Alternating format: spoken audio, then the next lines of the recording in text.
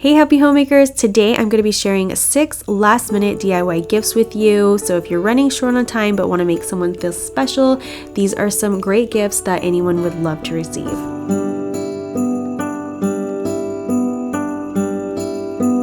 My first gift idea is a room spray that is fragranced with essential oils. So not only is it really beautiful in the bottle, but it's going to be more on the natural side as well. So I just quickly cover my workspace to protect it with some craft paper and get out all of my ingredients. So the first item you're going to need for this project are some dried flowers or herbs. You can dry them yourself, but I found an amazing source for these on Amazon, which I will have linked down below. They're just so beautiful and they come in lots of different color schemes. So I picked some yellow ones for this project, and then I also got these glass spritzer bottles from Amazon as well, again linked down below. This recipe also calls for some vodka or gin, which you can only find at a liquor store, some distilled water, and then of course some essential oils. The ones I'm going to use today are bergamot, which smells absolutely amazing, and some lavender. Since my bottles are 4 ounces each, I'm going to measure out 1/3 cup or 3 ounces of the distilled water, and to that measuring cup I'm also going to pour in 1 tablespoon of the vodka. You only need a little bit, which is nice, but for any size of bottle you're just going to do a ratio of 6 to 1, so 6 parts water to 1 part vodka. After that, I'm going to add my essential oils. I'm going to do about 5 to 7 drops of the lavender and then about 10 to 12 drops of the bergamot. And this combination of the citrusy bergamot with the lavender is just such a heavenly smell. It makes the room smell beautiful, but just wait, we're going to decorate it to make it look absolutely gorgeous as well. We're going to give it a quick stir and then set it aside while we move on to the bottles. I'm just going to take the lid and the atomizer off and grab my dried flowers, and again you can use leaves or herbs, whatever you think will look beautiful. To go along with the lavender scent, you could put in a sprig of lavender, or if you're doing rosemary essential oil, add some rosemary. Just get really creative with it. But today I'm going to put in some little yellow flowers because I think they're so pretty, and you just want to measure them in the bottle before putting them in to make sure that they will be visible and not crushed when you put the lid on. So I'm just going to tuck a few sprigs into the bottle.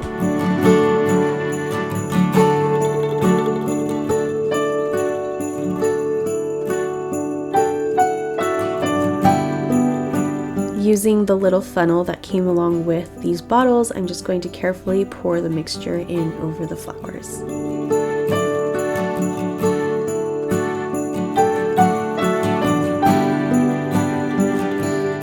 Make sure that when you fill it, you leave a little bit of room in the top for the spritzer so that it won't overflow. Put the lid back on, and that is it. It makes a really beautiful gift, and it takes only a few minutes to make.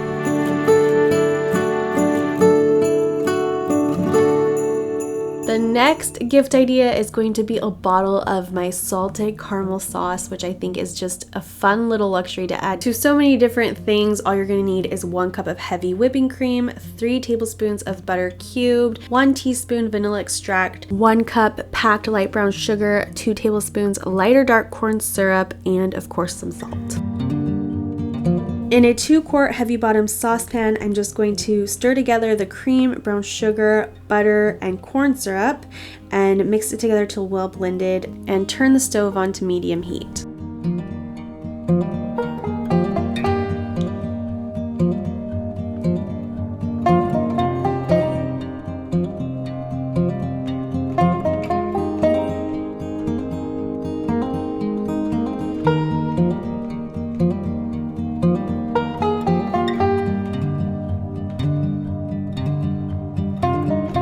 You're going to want to stir that constantly until the mixture comes to a boil, and once it does, you're going to turn the timer on for 5 minutes and keep stirring until the timer is done. And this is what it looks like to have a rolling boil, and once the 5 minutes is up, it will be a much darker amber color like this. If it starts to boil over while you're still cooking it for that 5 minutes, just turn the heat down a little bit lower and keep stirring it. When the 5 minutes is up, you're going to add the vanilla and mix that in. Don't worry if it's not very thick at this point, because as it cools, it will thicken up even more.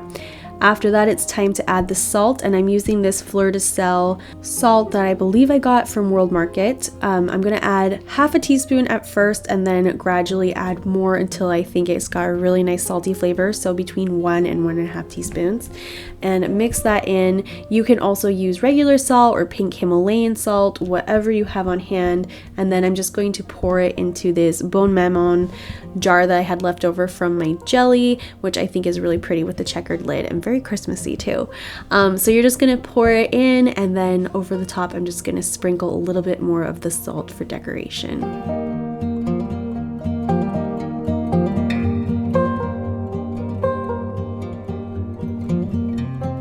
To wrap it up and make it look pretty, I'm just going to take this decorative label that I got from Michael's, and this is a liquid chalk pen with a chisel top that I got on Amazon, linked below. I'm just going to write out in really pretty font, salted caramel sauce. What I love to do to make a nice font is to pull out my phone, and then on PicMonkey or some app, I'll just type it out and then try to copy it as I write, and that way I have a really beautiful font. And I really like these labels. They are a chalkboard label that I got from Michael's.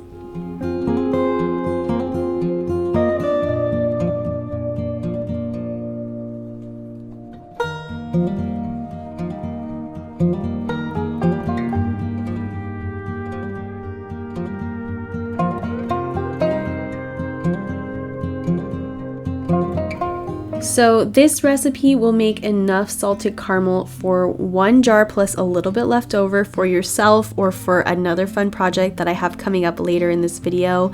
But you can double it, triple it, however many jars you want to give away. Just feel free to do that. But I love adding the decorative touch to it by using a homemade label. And you just want to make sure that you give the chalk marker a few minutes to dry before putting it on, otherwise it will smear. After that, I'm just going to take one of these craft paper labels, also from Michael's, I believe, and write out what it is, to who it's to, and then also some ideas of how to use it. So you can use this in coffee, drizzled over brownies with some pecans for turtle brownies, to dip fruit such as apples in, or drizzle it over ice cream. There are so many different fun ideas that you could use this for. After that, I'm just going to put it in a clear cellophane bag that I got from Michael's, attach the label, and then also tie it with a decorative ribbon. If you don't have a jelly jar like this one, a canning jar would be equally as cute, and I just love how quick and easy this is, but it's such a great gift that I think anyone would love to receive.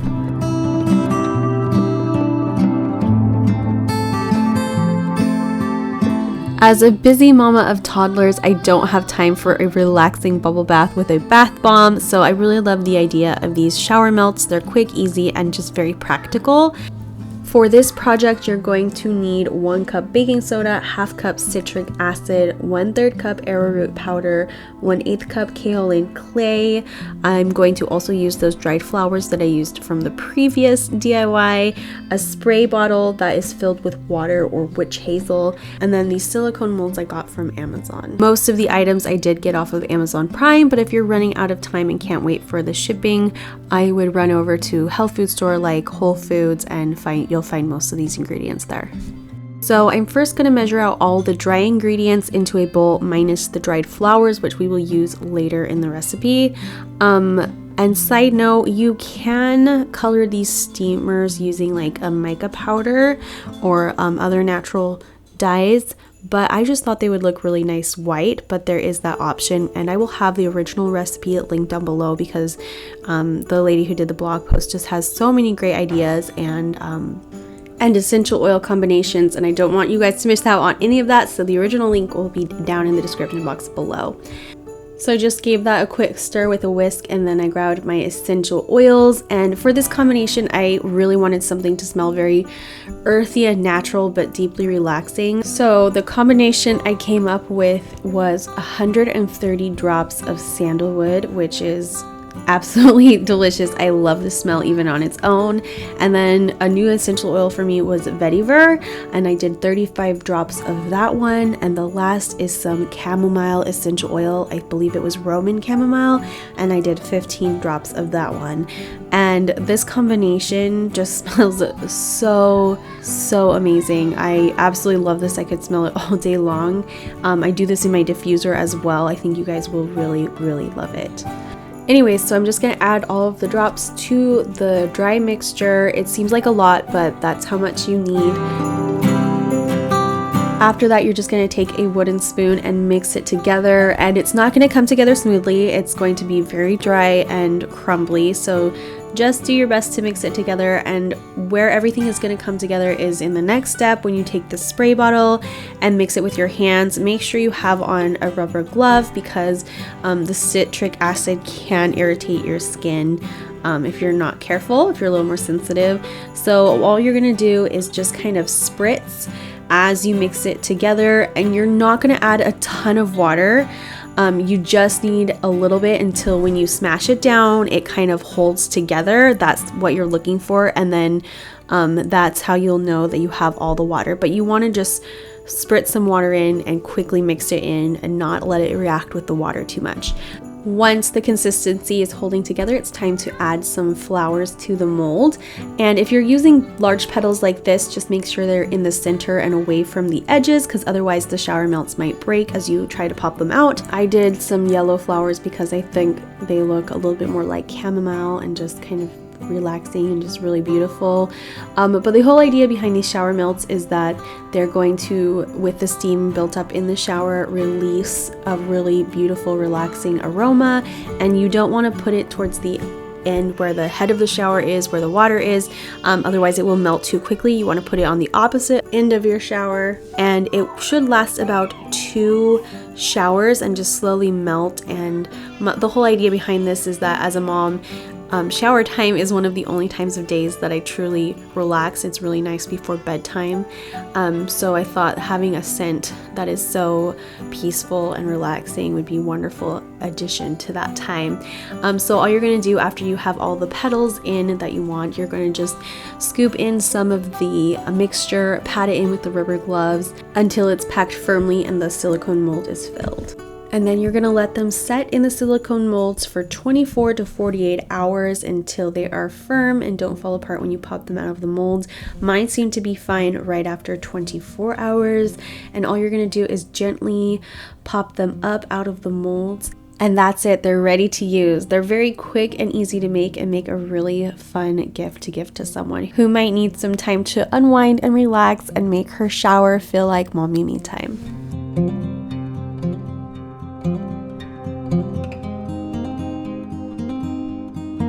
And because I love making everything look packaged so beautifully, I grabbed these paper craft bags from Amazon, but I've also seen similar ones at Michael's. I'm just gonna pack 5 to 7 in the bag and then roll down and then write out a label again on one of the chalkboard stickers with my chalk marker. And I'm gonna write Deep Relax because it's the name I like to call the scent, and just write that they are shower steamers. You can include, like, tuck inside a little note and explain how to use the shower steamers, but I decided to just explain that to my friends as I handed it to them because it's pretty self-explanatory after that. I'm really looking forward to using these for my showers. I think it's going to be a wonderful time to feel like I've pampered myself, even though I haven't done anything other than do something from my regular routine.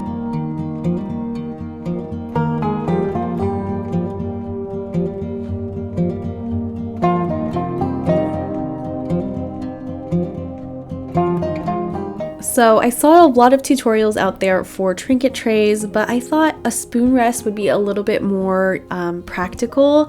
So for this project, you're going to need some Mod Podge that is dishwasher safe to make this something that you can use with food. I found this at Target online, but I'm sure you can find it at a craft store. I have a few colors of paint, some Sculpey clay, the kind that you just bake for 15 minutes in the oven. I have this really beautiful gold leafing pin, which I love. Again, it's from Michaels, and some paint brushes and sponge brushes, and then also a little container for my paints. You can find all these things at a craft store. I'll have everything listed and linked below, as much as I can at least. So the first thing is to make a pattern. I'm just going to take a piece of paper and a marker and a wooden spoon and just kind of draw the size and shape that I want my mold to be. It doesn't have to be perfect because, again, you're going to be working with the clay and shaping things. You just want to make sure that the spoon pattern is about 1 inch to 1.5 inches larger on each side than the actual spoon itself. And then you're going to grab your clay and roll it out to be about 1/4 inch thick. And as you can see, I'm working on a cutting board. You want to make sure that whatever your surface you're working on is something that is going to be safe and not colored by the clay. After that, I'm going to grab a knife. Again, that's why I chose a cutting board, and I'm just going to carefully cut the clay out around using my pattern as a guide.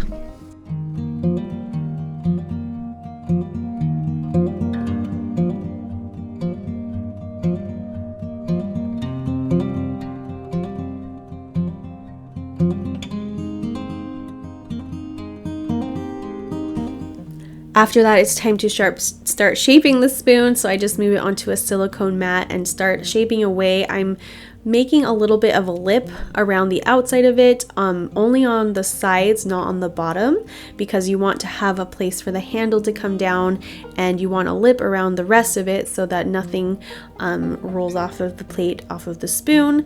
And then I'm just going to play around with it. I've sped this up so you can actually see the whole thing taking shape. It was just a lot of trial and error until I really liked how I shaped it, using my fingers in different ways, trying to get the look that I wanted.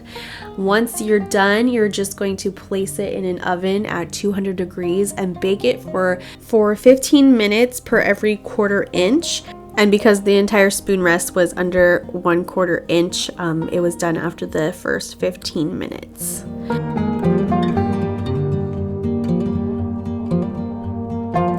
When it's done, you just want to remove it from the oven and let it cool completely before you start painting it. I think the color of black and gold looks really stunning together, so I'm just going to paint mine black, let it dry for about 20 to 30 minutes, and then put on a second coat, and then repeat that on the other side.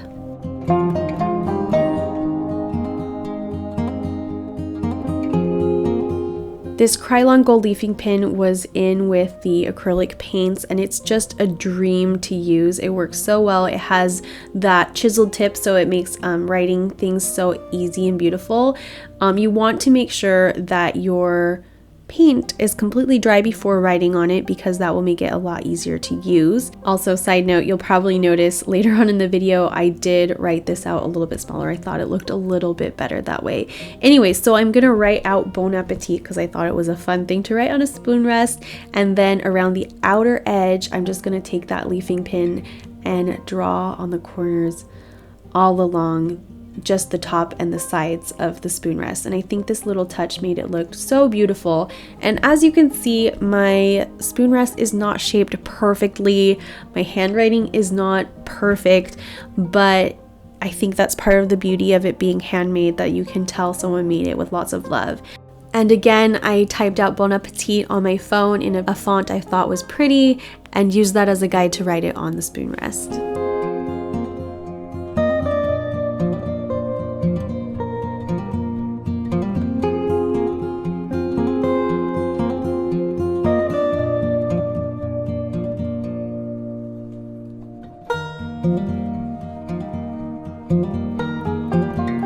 Once it is all completely dry, because I want to use this as a kitchen item, I did some research on the best way to seal it. So this dishwasher safe Mod Podge is a really good and inexpensive way to do that. So I just grabbed a brush and painted it on the spoon rest when it was completely dried.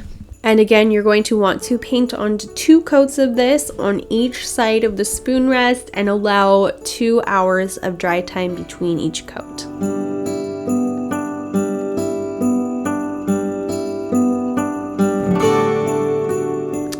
This not only made a beautiful gift, but it was a really fun crafting project as well, so I definitely think I'll be making more clay gifts in the future. Next gift is one that makes the home smell beautiful. It's simmering potpourri. There's a lot of great combinations out there that you can make, but I'll share two. The first one is going to take some cinnamon sticks, whole cloves, cranberries, and orange, and either some rosemary sprigs, or if you have a real Christmas tree, just cut off a couple little branches from that. To make this, you're just going to take your orange and slice it in about 1/4 inch thick slices. This is a great gift to make for a lot of people because it's very quick and relatively inexpensive. Next, I'm just going to start by adding all of my ingredients to one of these cone-shaped cellophane bags I got at Michael's. I thought it was really cute to add everything starting with the smallest thing in the tip. So I add 1 to 2 tablespoons of cloves and then about 1/3 of a cup of the cranberries. This would be just as beautiful in like any kind of cellophane jar or a mason jar. You can really get creative with the packaging, but I thought this was kind of a more unique approach to it. After the cranberries, I just add a few sprigs of the Christmas tree or rosemary, a couple slices of the orange, and then last 2 cinnamon sticks. So if you've never seen this done before, what you do with it is you put it in a pot with about a cup of water and just simmer on your stove for a little while, making sure the pot doesn't run out of water, but it's going to fill your home with a beautiful aroma that smells just like Christmas or like you're cooking something delicious. And I think it's just such a fun little gift that you can give to people during the holidays. So once I'm done filling it, I'm just going to tie it with a ribbon and then write what it is and how to use it on a label. And then also make a note not to let the water boil out of it.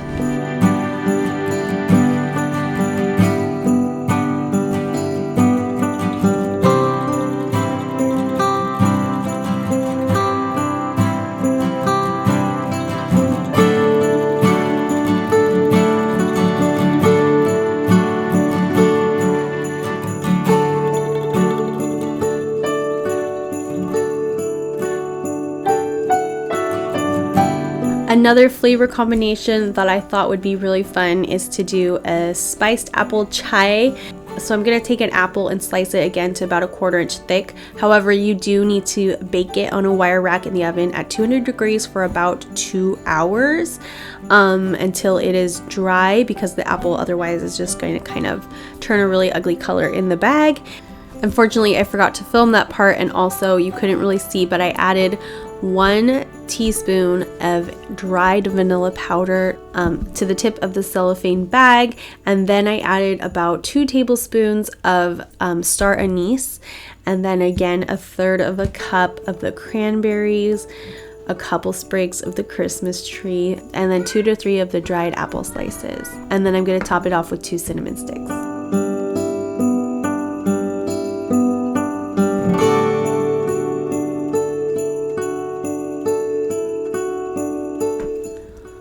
This one I decided to tie off with a piece of lace that I thought looked really pretty, and then attached a tag with instructions and labeled it as an apple chai simmering potpourri.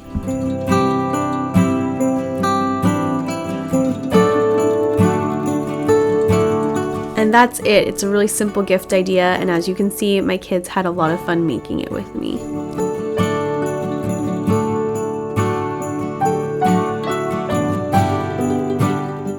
The next gift idea is a recipe that is going to fill your home with a beautiful Christmassy smell. It's this caramel drizzled apple bread. Is an old family recipe with my own little twist on it, and for it you're just going to need about 4 medium apples, 3 cups of flour, 1.5 teaspoons of baking soda, 1 teaspoon salt, 1 teaspoon cinnamon, a cup of sugar, 1 1/4 cups butter melted, plus a little bit more for another part of the recipe. So first you're going to shred the apples carefully until you measure out 3 cups.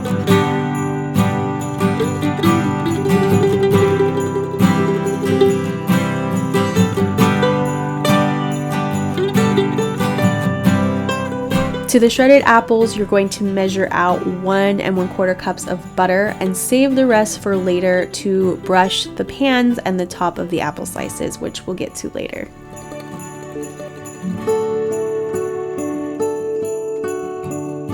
Next, we're gonna crack in the 3 eggs and add 2 teaspoons of vanilla and give that mixture a good mix.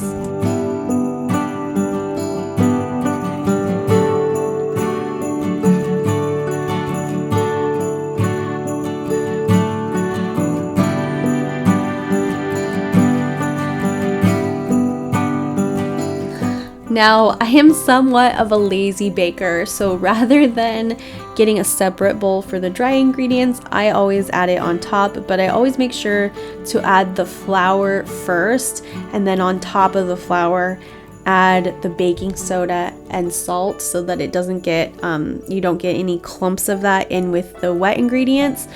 So I mix that up a little bit first. I'm also gonna add my cinnamon and my sugar here as well. Then I'm going to give it a good mix, making sure that I scrape the bottom out of the bowl as I go.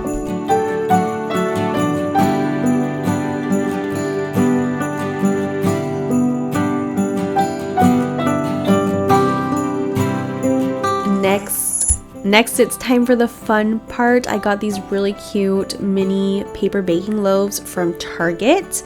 You can also find something similar on Amazon, but I'm just going to take a silicone brush, paint the inside of the pan with butter, and then I'm going to dust some flour all over on the inside to make sure it's all coated so that the mixture doesn't stick.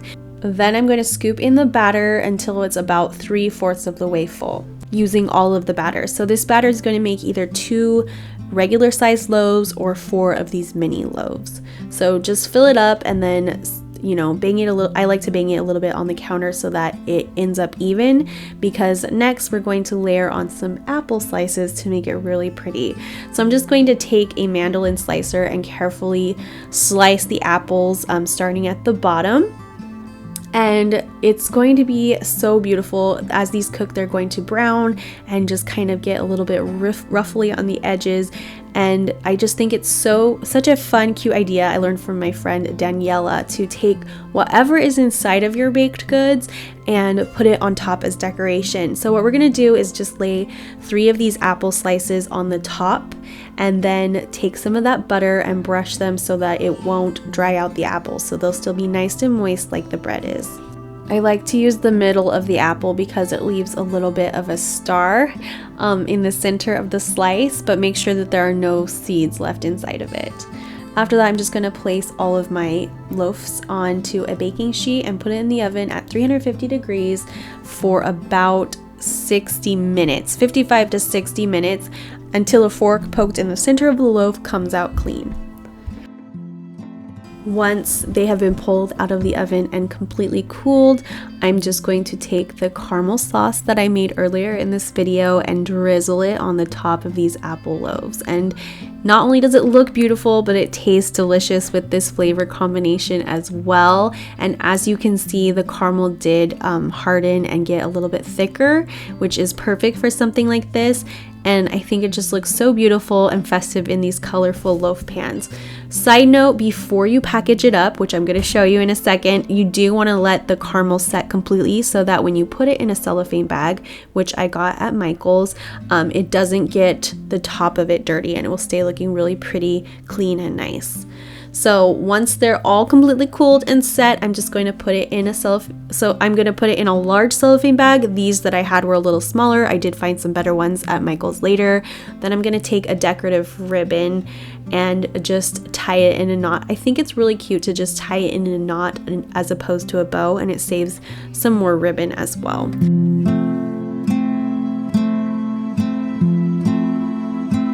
And then, of course, as I like to do with all handmade goods, I'm going to tie on a little label where I write what it is and who it's to.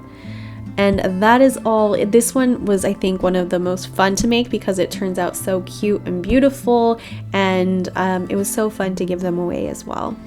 Anyways, that's the end of this video. I hope you enjoyed these DIYs, got some great gift ideas that you know you can make in a pinch. Let me know if you enjoyed this video by giving it a thumbs up down below, leaving me a comment at what idea was your favorite one. I try really hard to come up with gifts that I would genuinely love to receive, so I really hope you found some good ideas in this. Anyways, thanks so much for watching. I hope you all have a wonderful Christmas, and I will see you in my next video. Bye, everyone.